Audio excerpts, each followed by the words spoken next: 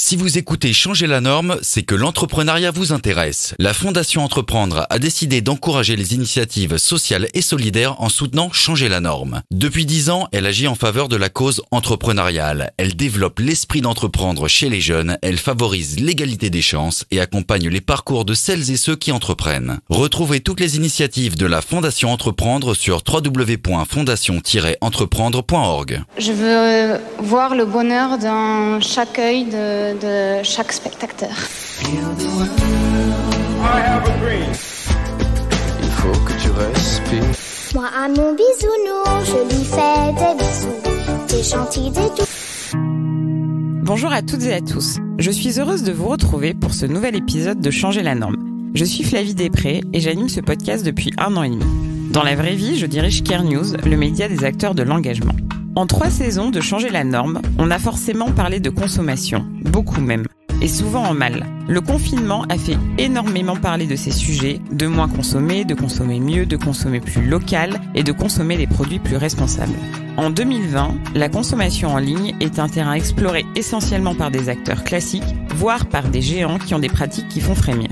En challenger, plusieurs acteurs de l'économie sociale et solidaire créent des marketplaces éthiques, responsables, voire inclusives, qui aident non seulement à mieux consommer, mais qui en plus luttent pour des problématiques écologiques et sociales. Vous avez pu entendre mes échanges avec Diane Semama de DreamAct ou Marie-Nguyen de We Dress Fair. Aujourd'hui, j'ai le plaisir de recevoir Maud Sarda, qui a fondé Label Emmaüs en 2016. Label Emmaüs, c'est la plateforme e-commerce solidaire du mouvement Emmaüs. C'est une solution de consommation durable, puisqu'elle vend de l'occasion. Et derrière, surtout, c'est une solution qui forme et emploie des personnes en situation d'exclusion ou fragilisées. Maud a un parcours assez classique, grande école puis conseil. Grâce au mécénat de compétences, elle met le bras dans le secteur de la solidarité. Elle y est restée. Avec elle, nous allons parler consommation, insertion, modèle économique et ESS, car elle vient de rentrer au board du MOVE, le mouvement des entrepreneurs sociaux.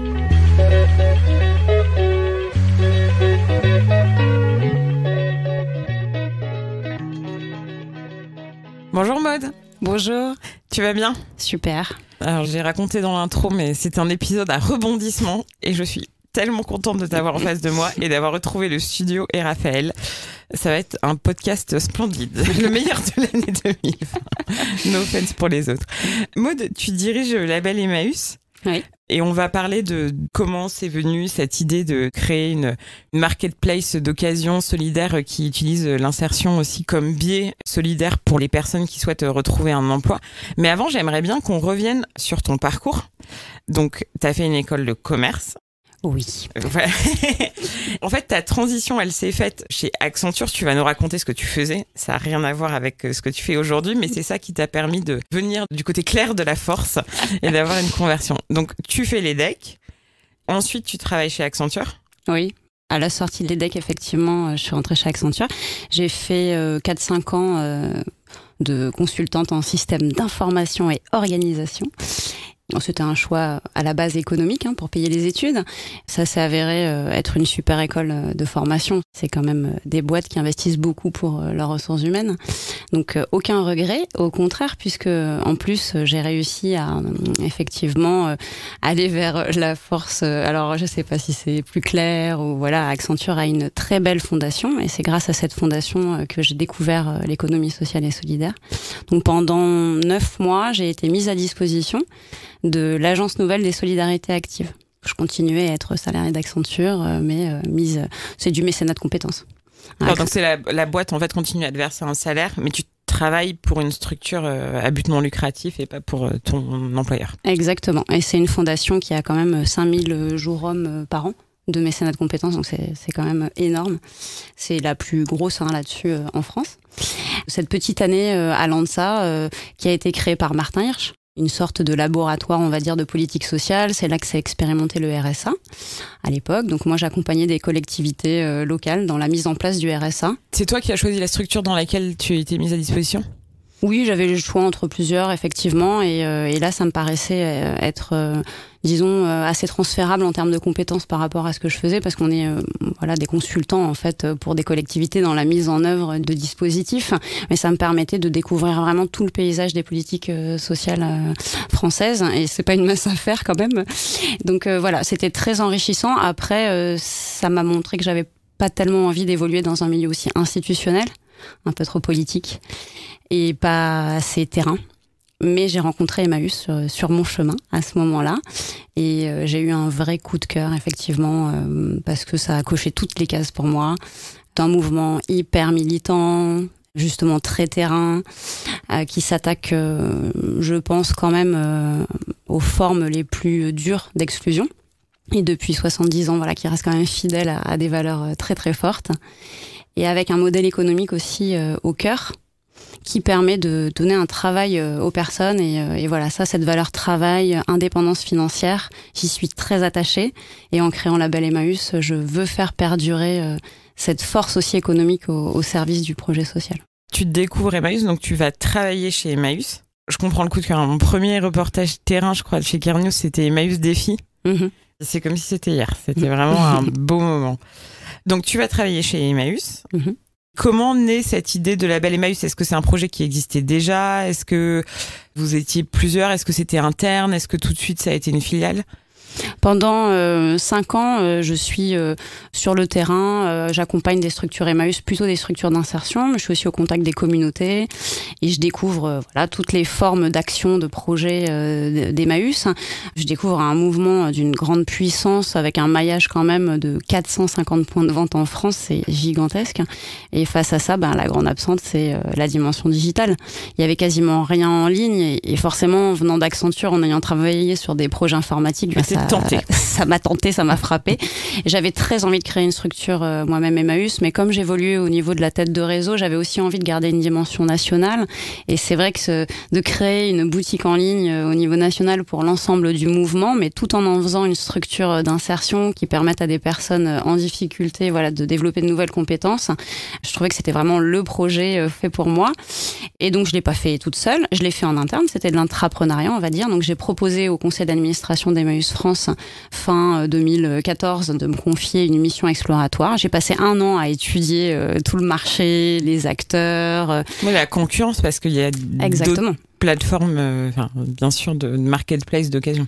Oui, alors il y a des petites plateformes du genre Amazon qui existent depuis 25 ans. Voilà, donc on va dire qu'on n'avait pas tellement une longueur d'avance quand même. On avait carrément du retard même. Et malheureusement, c'est quand même le cas du secteur associatif de l'ESS en général. C'est, je trouve, assez préoccupant quand même la lenteur de la transition numérique dans ce secteur. On a pris le temps d'étudier ce secteur pour avoir un positionnement marketing. C'est ça aussi, l'école de commerce. Comment on se différencie des autres, comment on parle à ces acheteurs solidaires, à ces acheteurs plus engagés, prêts à faire un choix différent en ligne, comme beaucoup le font déjà dans le monde physique. Et au bout d'1 an, ce concept de marketplace solidaire émerge. On trouve des partenaires, des financeurs. Le CA donne son go. Et début 2016, je commence à constituer l'équipe. Et au bout de 6 mois, on s'en va, on vole de nos propres ailes. Moi, je veux bien que tu expliques en quoi il est solidaire. Parce qu'il est solidaire dans les personnes qui l'emploient, qui permet de former. Est-ce que c'est aussi des objets qui vont dans d'autres Emmaüs que tu récupères ? Est-ce que tu peux nous expliquer un peu comment ça marche concrètement ? Alors, il est solidaire d'abord parce que nos vendeurs, ce sont les compagnons, ce sont les personnes en parcours d'insertion dans les structures qui alimentent notre site. C'est pour ça qu'on dit que c'est une marketplace. On n'a pas nos propres produits. Nous, on est une équipe tiers de confiance qui accompagnons les structures sur le terrain de l'ESS à se lancer dans l'aventure de la vente en ligne. Donc concrètement, on va sur place, on les forme à monter un petit studio photo bricole, à shooter des produits avec des photographes professionnels qui viennent pour ces formations. On leur apprend à rédiger pour avoir un bon référencement sur le web, à conditionner des colis, toute la chaîne. Et les personnes qu'on met vraiment au cœur de l'activité, c'est vraiment les personnes accueillies dans ces centres. Donc ça, c'est vraiment l'ADN du projet. Ensuite, les produits, c'est uniquement des produits d'occasion. C'est des produits qui sont sinon fabriqués à partir de matières recyclées. Il n'y a rien qui est produit neuf pour ce site. Et rien qui est détruit si ça ne se vend pas comme sur Amazon par exemple. Et puis enfin, c'est solidaire de par son statut juridique. Donc on est une coopérative Si un jour on fait des bénéfices, ce qui n'est pas encore le cas, ça sera réinvesti dans l'outil de travail intégralement et et ça enrichira pas de lointains actionnaires. En fait, tu vas former des dépôts Emmaüs, je sais pas comment on dit, des entrepôts Emmaüs à mettre en ligne et les compagnons à prendre des photos. Et le client, qu'est-ce qu'il peut trouver? Du coup, c'est comme Le Bon Coin, c'est pour la maison, c'est... Oui, maintenant, il peut trouver pas mal de choses. Quand on s'est lancé, on avait 3000 petits produits, c'était tout petit. Et maintenant, on a quand même un catalogue d'1 million d'objets.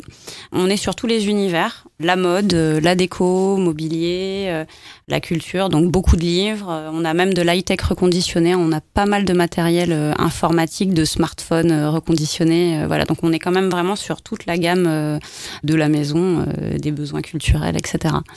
Est-ce que c'est un peu plus cher parce que c'est solidaire ou est-ce que vous êtes dans des prix de marché? Franchement, je pense pas, parce que quand on regarde nos livres, par exemple, on a environ 800 000 livres à 2 €. Voilà, donc il y a de quoi avoir un accès à la culture de façon plutôt pas chère. Et non, le prix moyen de la catégorie mode, c'est autour de 10 €. On peut avoir des smartphones pour 3 fois moins cher au moins que le prix du neuf. Donc non, on fait de bonnes affaires en étant solidaire. Et les clients qui viennent, ils viennent parce qu'ils sont sensibles au discours. C'est aussi l'offre. Est-ce que vous avez fait une étude un peu de qui achète chez vous? On a, on va dire, 1/3 des clients qui n'ont jamais franchi le seuil d'Emmaüs. Donc ça veut dire qu'il y a quand même des personnes qui n'ont pas cette habitude d'aller chez Emmaüs, et ça on en est très content puisqu'on a créé ce projet pour être un relais de croissance en fait pour les espaces de vente et non pas pour les remplacer évidemment. On veut convaincre des nouvelles personnes de franchir le pas des bric-à-brac.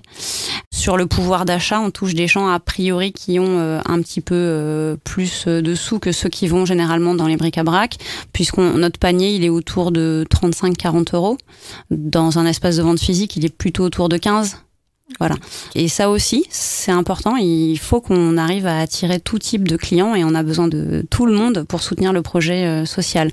On veut dire aussi qu'Emmaüs, c'est pas réservé à des personnes qui sont en situation de précarité. On est d'abord là pour eux. Mais tout le monde peut aller dans un bric-à-brac, il n'y a pas de honte. Il y a encore beaucoup de gens qui ont des barrières psychologiques à aller chez Emmaüs. Et notre site... acheter chez Emmaüs. Oui, tout à fait, oui. Même avec les contraintes écologiques qui sont les nôtres et la montée quand même du deuxième main, les gens n'osent pas.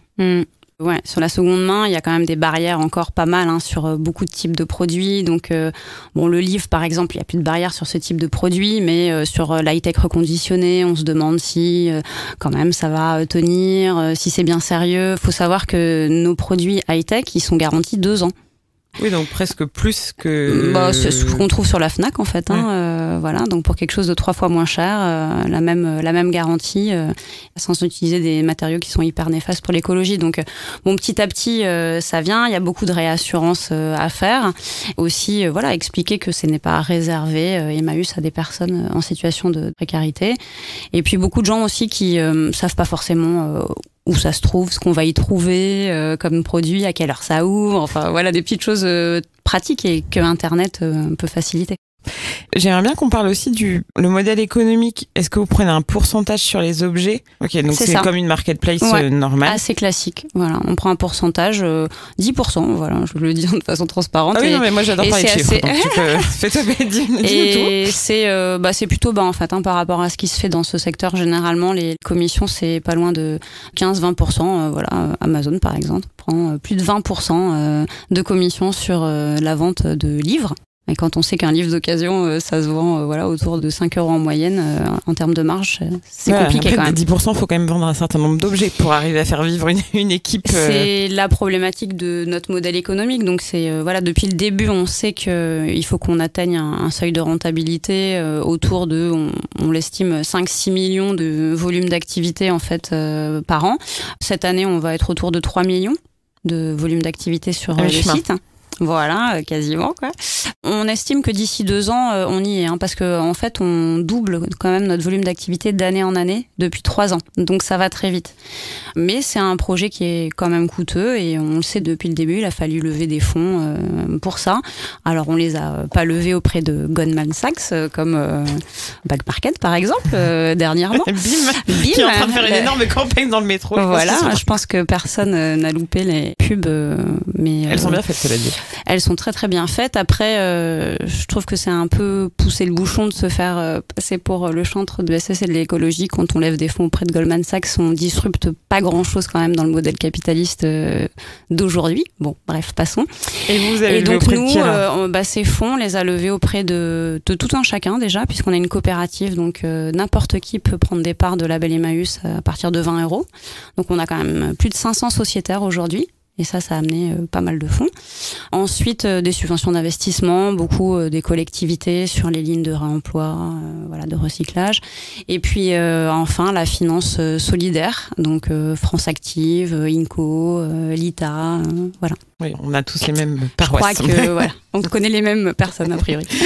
Donc tu as levé des fonds, tu es sur la bonne voie pour. Il y a combien de salariés au sein de la coopérative ? On est 30. Là, aujourd'hui, la Label Emmaüs, c'est pour faire de la formation, etc.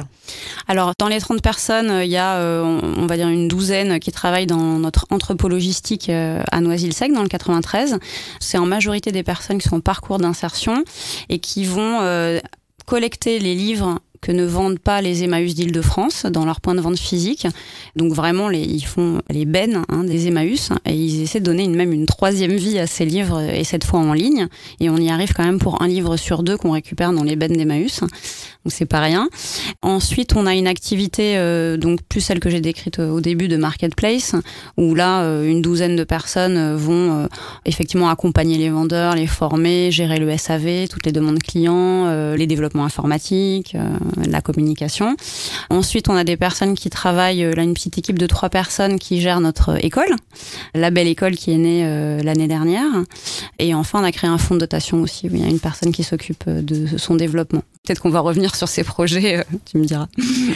Je me dis comme si ça ne suffisait pas. On s'est dit on va faire un fonds de dotation parce que je m'ennuyais un peu. Je dormais trop la nuit.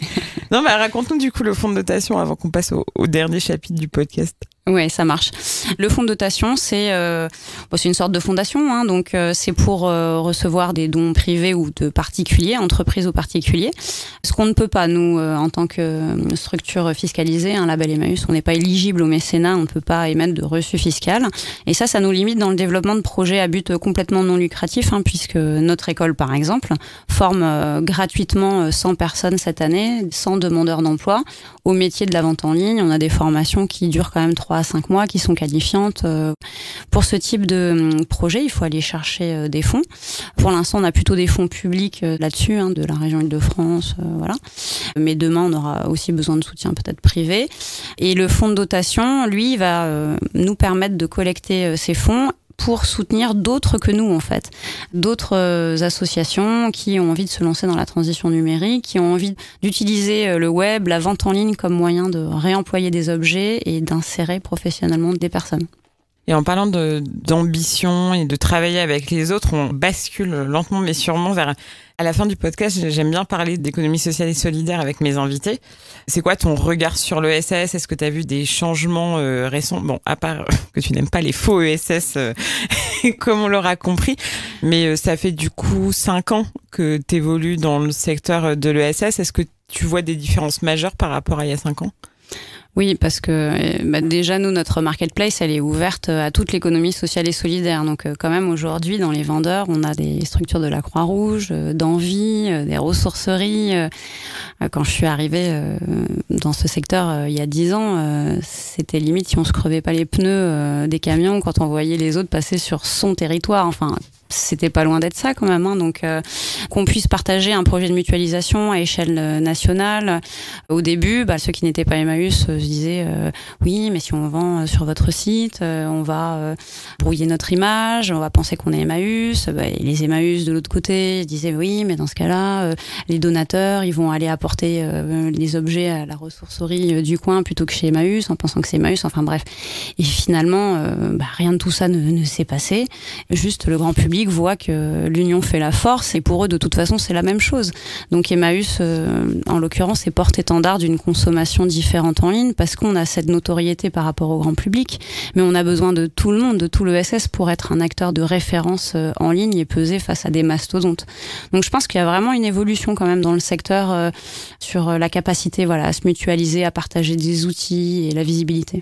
Et en termes de perception, parce qu'il y a ce qu'on ressent à l'intérieur. Après, mon sentiment, je n'ai pas le droit de le donner, mais je vais le donner quand même. C'est quand même que comme on est aussi une génération d'entrepreneurs où on a un peu grandi ensemble, on a des âges un peu équivalents, et puis il y a eu tout le renouveau. Enfin, on pourra parler du Move après, mais c'est quand même assez symbolique, je trouve, d'avoir une équipe de gens qui se connaissent et qui grandissent ensemble. Mais est-ce que tu crois que la perception extérieure de l'ESS, qu'elle soit politique ou par le particulier, a aussi évolué ? Ouais, je pense qu'on reste quand même une petite niche, pas très très connue de l'extérieur. C'est le défi évidemment là qu'il faut qu'on relève rapidement quand même parce qu'on n'a plus beaucoup de temps pour faire pencher la balance du bon côté en termes de solidarité et d'écologie. C'est le défi effectivement que se donne le Move pour les années qui suivent. Alors du coup on va faire un petit détour, une petite encartade pour le Move. Donc c'est le mouvement des entrepreneurs sociaux. Et le board et la présidence ont été renouvelés il y a même pas un mois. Oui, c'était en mai, oui. Voilà, c'était en mai. C'était pour préciser, mais c'est quoi du coup les nouvelles ambitions du Move ? Oui, alors Eva Sadoun, qui est donc présidente de l'ITA, est donc coprésidente avec Jean Moreau, qui est président de Phoenix. Et, saison 1 et saison 2. Voilà, et ils m'ont demandé d'être au CA du Move, et donc c'est un grand plaisir. Il y a vraiment plein de gens différents dans le CA qui militent pour des thématiques très complémentaires et très diverses. L'ambition, c'est d'être un contre-MEDEF, très clairement. Donc, c'est d'être une force, alors je dirais politique au sens, pas pour faire de la politique, mais pour sensibiliser le politique et le grand public et faire des vraies propositions que des politiques pourront mettre en œuvre et d'être petit à petit au niveau d'un vrai syndicat représentatif d'entreprises qui ne se reconnaissent pas dans le MEDEF. Et aujourd'hui, il n'y a pas beaucoup d'autres paroles du monde entrepreneurial que celles du MEDEF. Et du coup, il y a une campagne d'adhésion d'entrepreneurs. Parce que le MEDEF est quand même plus gros. Je suis désolée de mettre les pieds dans le plat, mais oui, a priori, ils ont 150 000 adhérents et on en a 1000 au Move. Donc, on a un petit chemin. Voilà, mais bon, rien ne nous fait peur, tu sais. Et donc oui, il y a un enjeu bien sûr d'adhésion qu'il faut absolument atteindre avec des objectifs chiffrés dans les années à venir. Il y a aussi l'objectif d'avoir des porte-paroles sur des thématiques et que des personnalités émergent aussi et puissent porter beaucoup plus fort certains sujets. Très bien. Bon, écoute, on suivra ça de près. Bon courage pour les 149 000 adhésions. Mais après, je suis pas sûre que la taille fasse tout, mais c'est vrai que le MEDEF a un monopole, très clairement. Et puis un poids. Et du coup, le problème, c'est que les médias, nationaux importants, n'invitent que, et donc on n'entend que cette parole-là, alors que il y a une aspiration très forte du monde économique à aller vers une vraie transition. C'est un signal fort quand on voit quand même Danone qui devient entreprise à mission. Il y aura sûrement des tonnes de choses à dire là-dessus, mais quand même c'est un signal. Donc si eux ils ont cette aspiration, alors les 90% des entreprises qui sont des PME, évidemment qu'elles l'ont. Donc oui, et puis il y a l'élan Bicorp. Tout ça va quand même. Le cadre du moins est open. On arrive à la fin. Je vais te poser des questions un peu du tac au tac. Donc, il faut que tu répondes rapidement et spontanément. Tu verras, ça va bien se passer. Quelle est la raison d'être de Label Emmaüs ? La formation à des métiers d'avenir pour des personnes qui sont éloignées de l'emploi. La femme ou l'homme politique que tu voudrais convaincre ? Convaincre de quoi ? Si tu pouvais convaincre quelqu'un de faire quelque chose, tu jetterais ton dévolu sur quelle personne ? Macron, a priori, c'est quand même lui qui a les clés aujourd'hui. La taxe que tu voudrais inventer ou supprimer ? La taxe, waouh. Ah oui, je suis quelqu'un qui pense que l'impôt veut dire beaucoup de choses. Donc j'ai décidé de faire parler dans les sujets sexy, j'ai décidé de rajouter les impôts. L'IFI pour remettre l'ISF ? Le patron du CAC 40 que tu pourrais ou voudrais être ? C'est dur. Voilà, Danone, voilà. On y a un gros succès sur Emmanuel Faber sur cette question. Oui. Et la somme pour laquelle tu tairais un scandale politique ? La somme pour laquelle tu tairais un scandale politique ? waouh, si on pouvait m'acheter.